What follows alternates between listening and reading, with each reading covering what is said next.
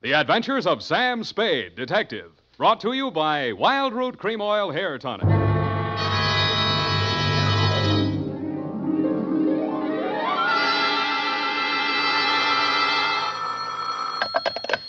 Sam Spade Detective Agency. Are you still there? I believe that interpolation is hardly rhetorical, Mr. Spade. To what have you been up, if you'll pardon the expression? And has that girl regained her facilities? I wouldn't know, but her faculties are as good as ever, if you'll pardon the expression. Mr. Spade, sometimes I think you're a regular philanthropist. Don't you mean philanderer? How much money did you make out of that case? Well, I broke even anyway. That's what I mean. You're a philanthropist. Well, you know best, Bernadine. By the way, was that man really murdered with a buzzsaw, or was that just publicity? He really was, Bernadine. Why? There just happened to be one lying around. Oh, I don't mean that. Why was he killed? For the wheel of life. Oh, You're not going to ask what that is? some curio, no doubt. Listen, Bernadine, the wheel of life is, oh, well. I suppose I don't have to tell you to stay where you are. Just sit quietly with your book in your hand, and I'll be right down to dictate my report on the wheel of life caper.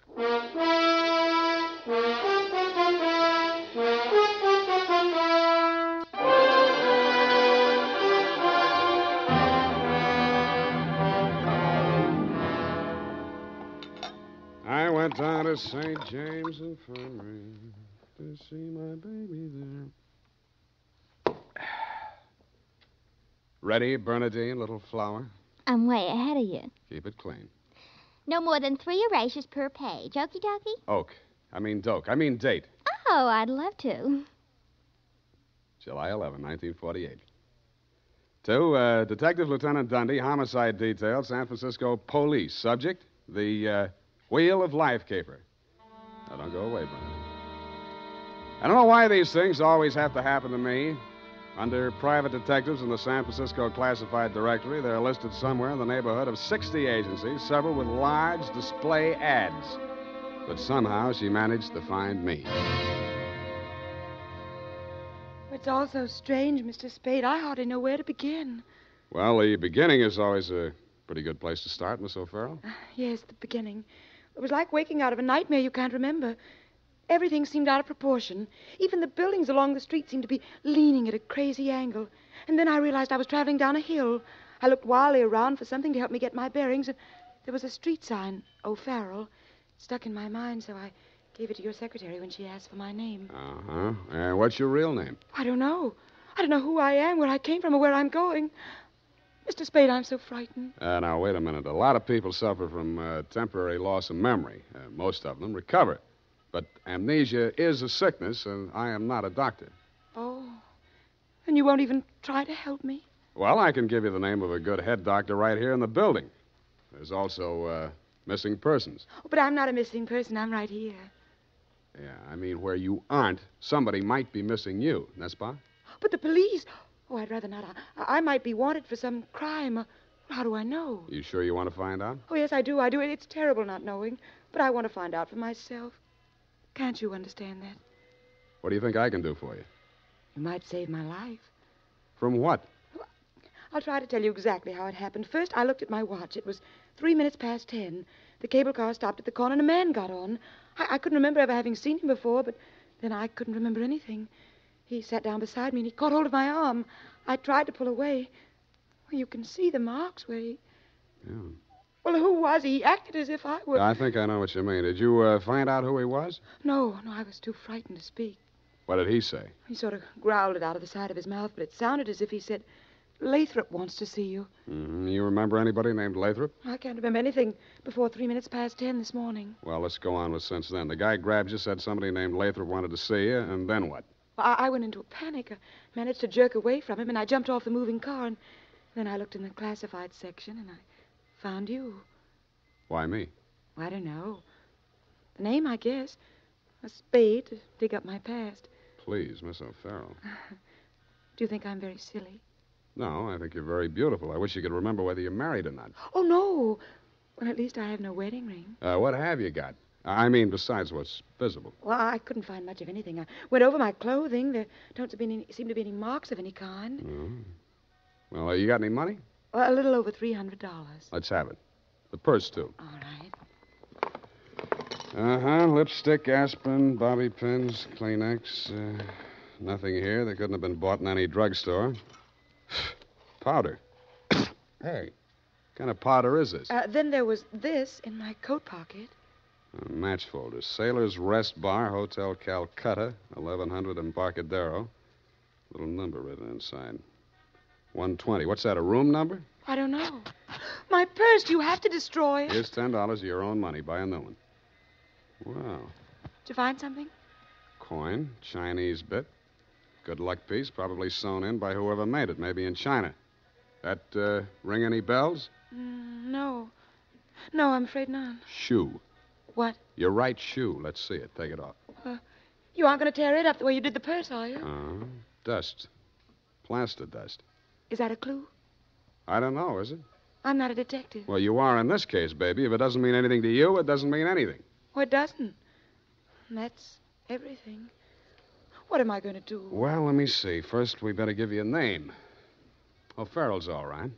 You look like, Lana would do, but, no, that's in use.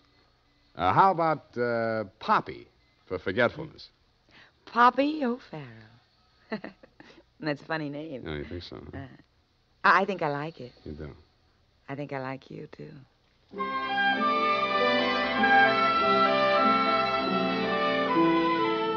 I liked her, too. There may have been blanks in her brain, but the rest of it figured.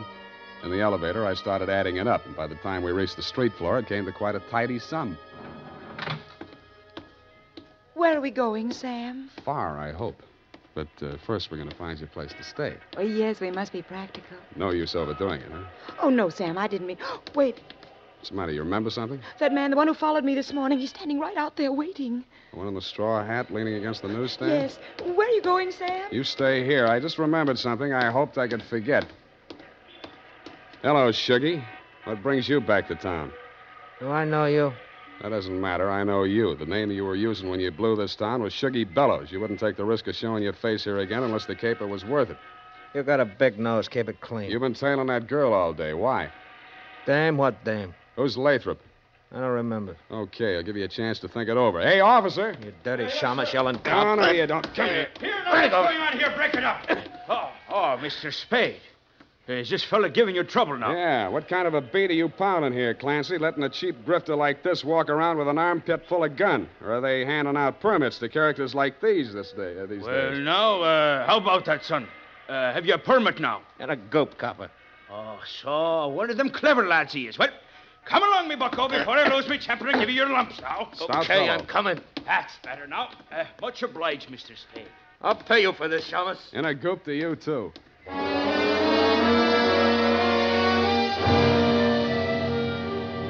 I was sure he would, but I was also sure that I wouldn't have to worry about him for the rest of the night.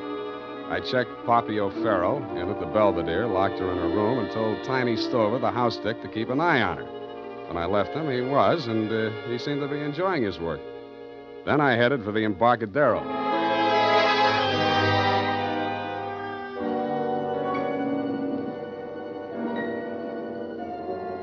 I found the Hotel Calcutta, but I couldn't find the lobby. There wasn't any. It had been squeezed out by the Sailor's Rest Bar.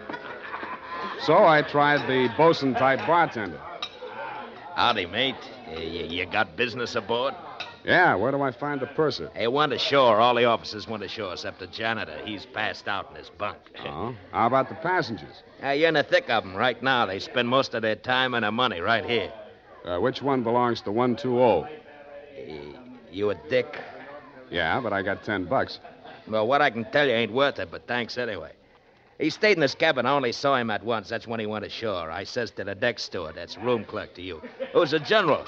He says, name of Korolenko.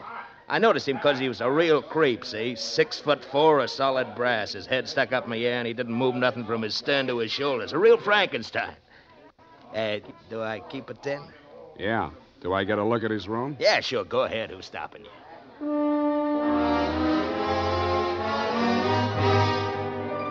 So I went.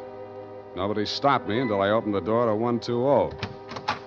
Then I stopped myself. The It was an inside room with one small window and an air shaft, but it looked as if a flurry of snow had blown in.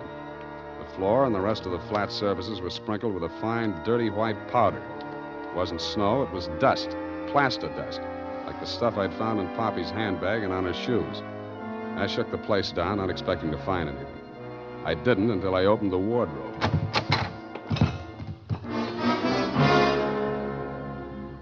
It was the body of a well-dressed ship surgeon, but his uniform was rumpled, torn, and blood-stained. From the look of him, his throat had been cut.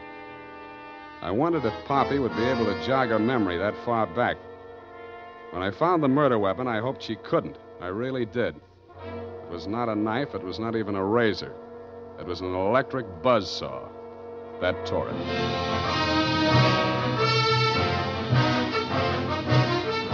Times being what they are, I could use a little publicity. And so could you, Lieutenant Dunne. What with the elections coming up and you with no promotion all these years. This one time, I got it instead of you and wished I hadn't. The morning papers called it the buzzsaw murder and went on shamelessly from there.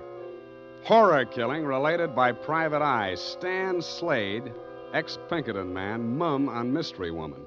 Elderly sleuth dodges photographers, denies hotel visit, was in bed with Apple and good book, says Peeper. There wasn't a word of truth in it, mainly because nobody could get at the facts. I wasted most of the day down at headquarters trying to find out what name Shuggy Bellows had been booked under. Then I dropped in at the Belvedere. Poppy had checked out. I decided to go back to my office and drink poison. I hardly got the desk drawer open when a sobering influence walked in. It was a Mr. 6'4" of solid brass. The Frankenstein who had been described to me by the bartender as the occupant of room 120. Excuse me. I am Korlienko. Please, I shall sit down. I am so heavy. Make yourself at home. Oh. Mr. Spade. Slade. Excuse me. I am so heavy. I am Korlienko. So you told me. I am really Spade myself. So, why are she hiding from me? Who? That girl, Miss Paget. Her, I am paying 1 month in advance, $300 American. Me, she have dessert. I am not rich, only moderately wealthy. But you understand, it's not question from money alone. That ship's doctor, he was most kind to me. He cared to me even after I arrive. Now he are dead for his pains, his dirty trick. Yeah, I know how you feel. Now, if you'll take it a little easy, I think we'll get farther. You say this girl's name is Paget, and she traveled with you. From Macau, where she is the Florence Nightingale for Portuguese hospitals, forcing me to employ her, all others being Chinese nuns. That figures. You sick? No, only I am so heavy. They are breaking my back in traffic accident, rickshaw collusion. You're wearing a plastic cast? Yes, like a turtle. I am closed with my neck sticking out. Look, see? Now it is better as before. The ship's doctor trimmed the rough edges with buzzsaw. Buzz, buzz, buzz, I can walk. But it's like suit from armor, for which I alive. Look.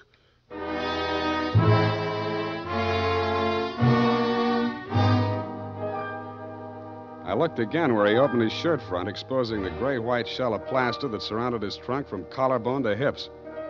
In a 6-inch circle over the left side of his chest, I counted 4 bullet gouges. I dug one of the slugs out and examined it. It was .32 caliber. The plastic cast, which was molded to the shape of his body, was no more than 1 inch thick. I didn't see how it had stopped the slugs, but it had. About then, the parts of Korolenko that were not held rigid in the cast began to tremble violently. Why are they doing this? Why? To a virtually helpless man. Why, Mr. Spade? Why? Where did you have that cast put on? Don't I said Macau? The Portuguese hospital there? The same. They are hanging me up with the neck and plastering me. Comes great pain, they put me to sleep from anesthetic. I are waking up in ambulance arriving at shipboard.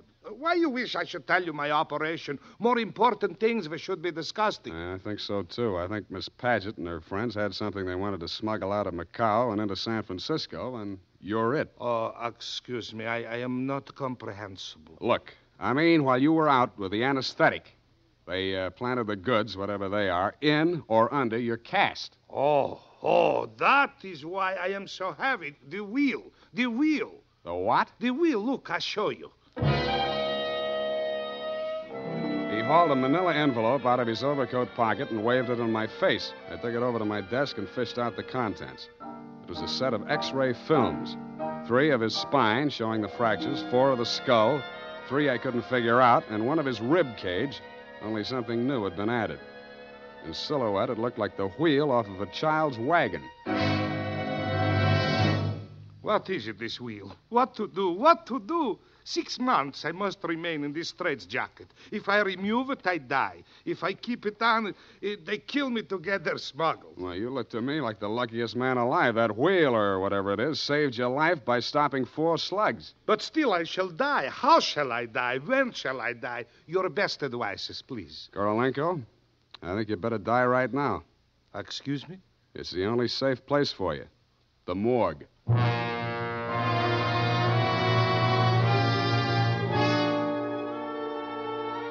I called my friend Maxie the morgue man, gave him pitch number 137596. He agreed to play along. An hour later, I stood on the curb, head bowed, hat in hand, as the morgue wagon drove away into the gathering mist. Stay facing the way, What do you want, Shuggy? I want to blast this gun straight through you, and I will if you give me any excuse at all. You sound like you mean that, Shuggy. You're getting smart, Shamus. Now get going. Where to? Mr. Lathrop wants to see you.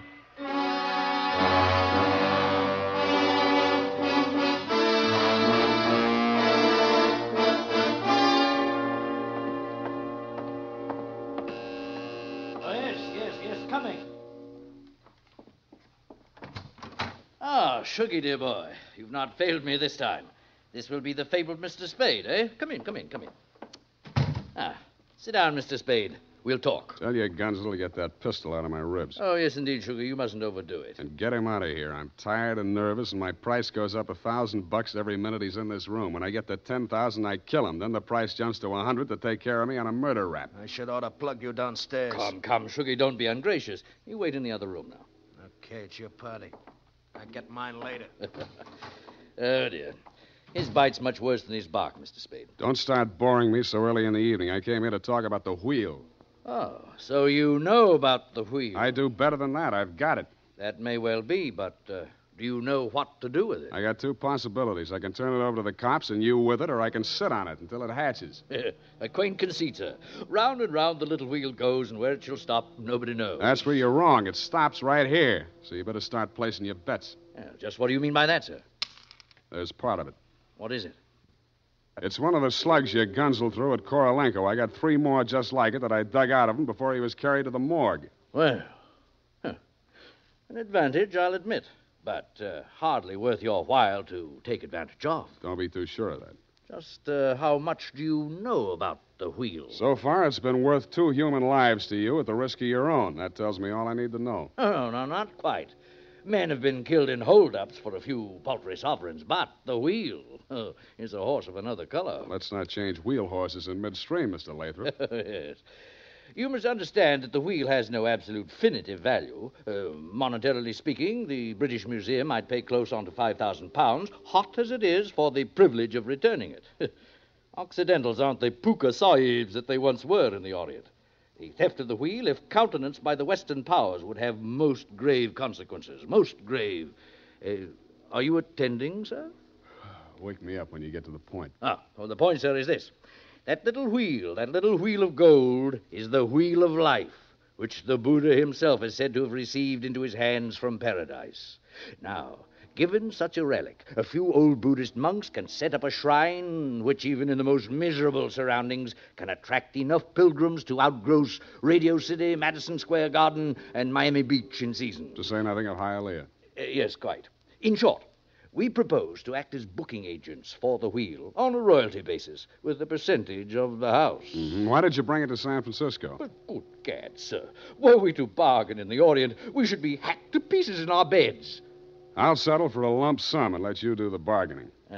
And your price, sir? We can talk money later. First, I got to give the cops somebody for the doctor's murder and for Korolenko. Uh-huh. Well, that ought not to be too difficult. When may I expect delivery? I'll check on it.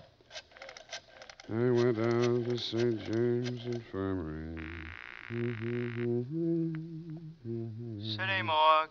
Maxie, Sam Spade. Yeah, Sammy. Deal's okay. Send it up. The address is... Sam, wait. Yeah? Sam, he ain't here no more. What happened? Somebody claimed him. A girl. Said she's his daughter. What did he do? Went on playing dead like you told him to. Maxie, where did she send him? Avalon Mortuary, corner of Lynch and Haight. Okay, by the way... Yeah, Sammy? Maxie, put some clean sheets in that morgue wagon, size 16. I may be your next passenger.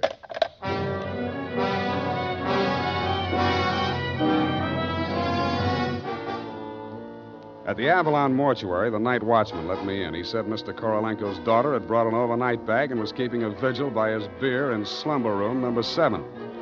I approached on tiptoe. Just as I reached the door, I heard the most terrible sound I've ever heard. It was a buzzsaw biting into plaster. How deep, I didn't like to think. I did the first thing that popped into my head. I grabbed up a lamp from a console, smashed the bulb, and plunged it into a vase of flowers.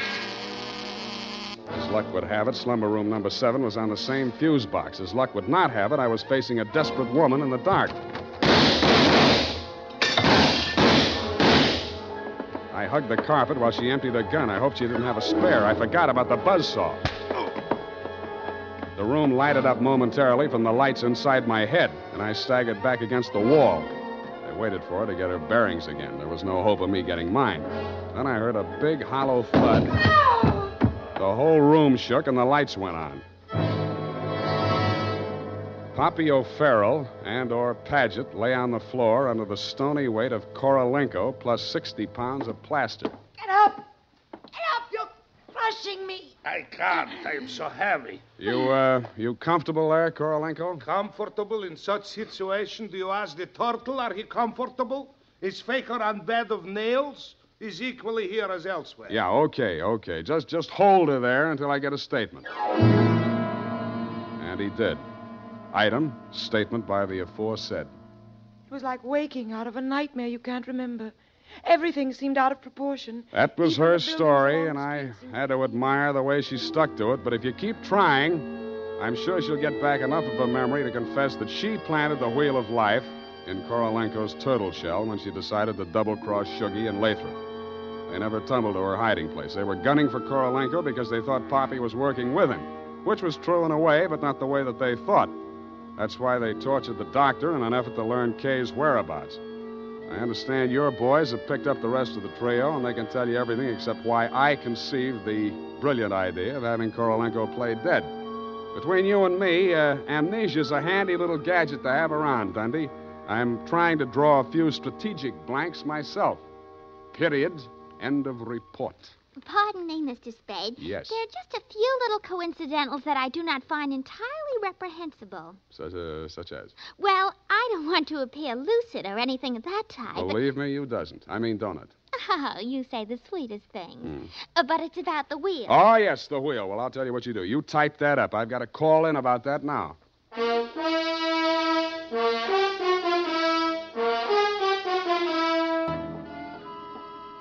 Did you ascertain the lowdown on the wheel of life? I certainly didn't. No, we won't know about that for 6 months. Because definitely, that plaster cast has to stay on him. Doctor's orders, you know. Oh, but I won't be here 6 months from now. You can say that again. But I won't be here 6 months from now. Stop repeating yourself. But you just said you can say that again. Yeah. Just as distinctly as if I was sitting here. Uh-huh. That's what I like about you, Bernadine. A woman of distinction. That's what you are. Well, if you want to take me dancing, why don't you just say so? Bernadine. It's leap year, and I always say discrimination is the better part of value. You are absolutely corrupt. Well, I'm glad I'm right about something. Good night, Mr. Spade. Good night. Now say if it kills me, sweetheart.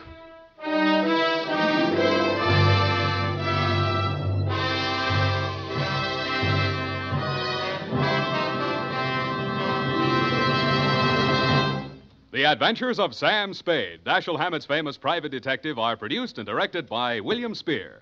Sam Spade is played by Howard Duff.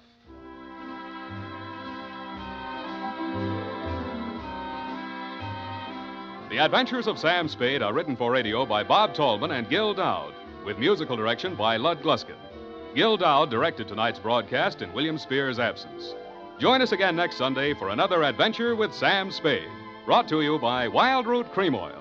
Again and again, the choice of men who put good grooming first.